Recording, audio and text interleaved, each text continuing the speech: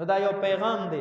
نبی کریم صلی الله علیه وسلم فرمای جاهد المشرکین باموالکم وانفسکم والسنتکم، د مشرکانو سره د کفارو سره جهاد وکړي، په خپل مالونو سره، په خپل ځانونو سره او په خپل جبو سره.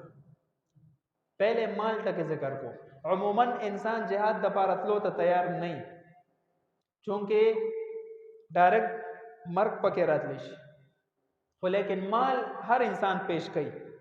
نو به اموالکم سمانا کو خپل نشتلې، نو د مجاهدینو سره مالی امداد وکا، اغیلا چاندا ورکا، اغیلا اسلحه ورکا، فوجي د پاره دک شان د مجاهد د پاره چې کم سيزونه د ضرورت موافق په جنگ کې پکار راځي، هغه سيزونه وته تیار کا ورکول.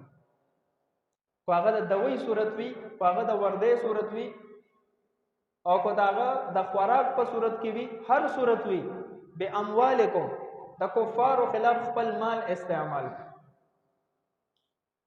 او د دین اعلی درجه صدا به اموالکم وانفسکم، په خپل ذاتی جهاد د پاره لا شو د کفارو خلاف وجنګيږي، دا ډیره اعلی مرتبه ده. هو السنتکم څه مطلب شو چې په خپل جبو سره جهاد وکا، د کفارو د يهودو د نصارو خلاف حق خبر وکا، په هر میدان کې کو په منبر باندې وي، او کنه په بازار کې وي، کو په مسجد کې وي، او کو په بار روډونو باندې، کو په سوشل میډیا باندې، دا د جهاد باللسان ویل کېږي.